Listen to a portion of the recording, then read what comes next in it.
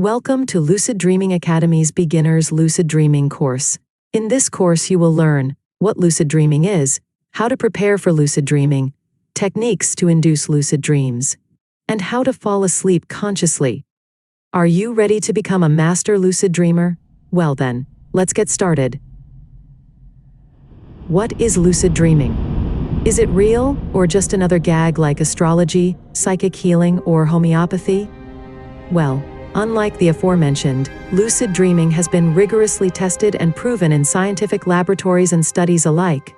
Lucid dreaming is a very real phenomenon in which one becomes consciously aware of the fact that they are dreaming, allowing you to take full control of your dreams and experience the unlimited potential of the dream realm. Why to lucid dream? Apart from being fun, exciting, and life-changing, lucid dreaming has been reported by thousands to have some major benefits in their waking lives, such as overcoming fears and anxiety, or solving difficult problems. Lucid dreaming has been used by athletes, musicians, inventors, and many others to improve skills or gain insight into the real world. Frankenstein, the sewing machine, benzene, the periodic table of the elements, the theory of relativity, the theory of chemical transition of the nervous impulse, and even DNA were inspired by dreams. Famous musicians like the Beatles, Michael Jackson, Jimi Hendrix, The Police, Queen, and the Rolling Stones all report to have created songs from music they heard first in their dreams. For these reasons, the phenomenon of lucid dreaming has become more and more popular. In recent decades, scientific interest in lucid dreaming has surged, with studies examining its potential benefits and methods to induce lucid dreams. Science of lucid dreaming. In 1975, Dr. Keith Hearn had the idea to exploit the nature of rapid eye movements, REM, to allow a dreamer to send a message directly from dreams to the waking world. Working with an experienced lucid dreamer, Alan Worsley, he eventually succeeded in recording, via the use of an electrooculogram or EOG, a predefined set of eye movements signaled from within Worsley's lucid dream. This occurred at around 8 a.m. on the morning of April 12, 1975.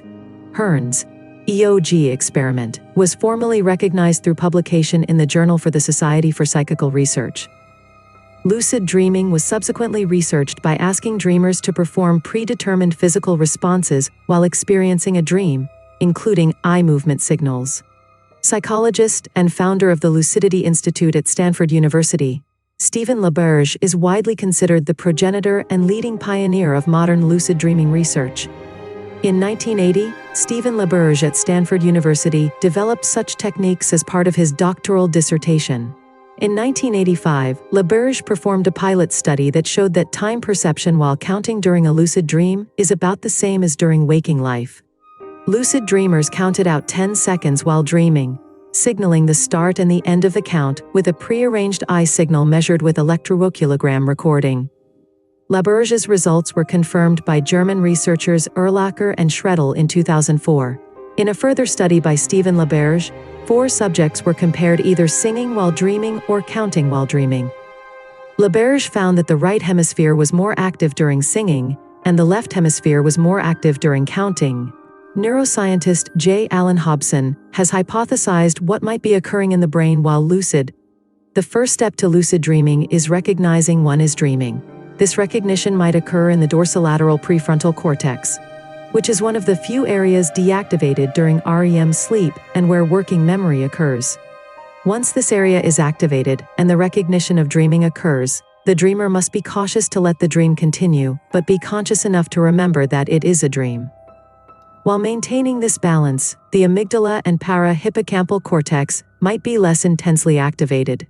To continue the intensity of the dream hallucinations, it is expected the pons and the parieto-occipital junctions stay active. Using electroencephalography, EEG, and other polysomnographic measurements, LaBerge and others have shown that lucid dreams begin in the rapid eye movement, REM stage of sleep. LaBerge also proposes that there are higher amounts of beta-1 frequency, brainwave activity experienced by lucid dreamers. Hence, there is an increased amount of activity in the parietal lobes, making lucid dreaming a conscious process. Are there any potential risks? Sleep paralysis is a condition in which individuals wake up during REM sleep and are unable to move. This is also accompanied by hallucinations, and can be frightening for most. If this happens to you, do not be afraid and remember, sleep paralysis hallucinations are just like dreams. They are not real.